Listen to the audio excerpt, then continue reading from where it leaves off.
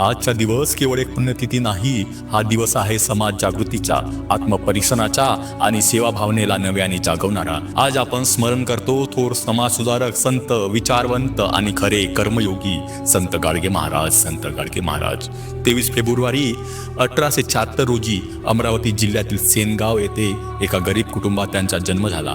पण गरिबी कधीही त्यांच्या विचारांची मर्यादा ठरली नाही।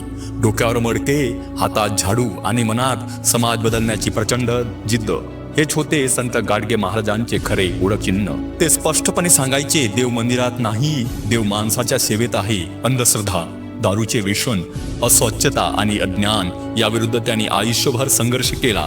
ते गावगावी गेले, कीर्तन केले, पण कीर्तनाआधी रस्ता स्वतः साफ केले, कारण त्यांच्यासाठी उपदेशांपेक्षा कृती महत्त्वाची होती। त्यांचे विचार साधे होते, पण त्यांचा परिणाम संपूर्ण समाज बदलणारा होता। शिक्षणाचे महत्त्व ओळखून त्याने अनेक शाळा, वसतिगृहे आणि धर्मशाळा उभारल्या।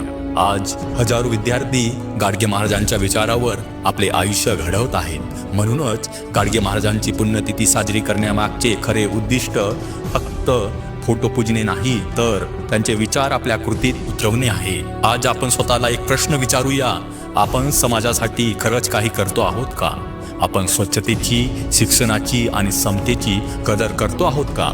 जर आपण एक परिसर स्वच्छ ठेवला, एका गरजू विद्यार्थ्याला मदत केली, एका व्यसनाधीन व्यक्तीला योग्य मार्ग दाखवला, तर तीच संत गाडगे महाराजांना खरी आदरांजली ठरेल। कारण गाडगे महाराज म्हणायचे, दीन दुबळ्यांची सेवा हाच खरा धर्म आहे, हाच खरा धर्म आहे। आज त्यांच्या पुण्यतिथीच्या निमित्ताने आपण एक संकल्प करूया, स्वतः बदलूया, समाज बदलूया आणि गाडगे महाराजांचे विचार पुढच्या पिढीपर्यंत पोहोचवूया।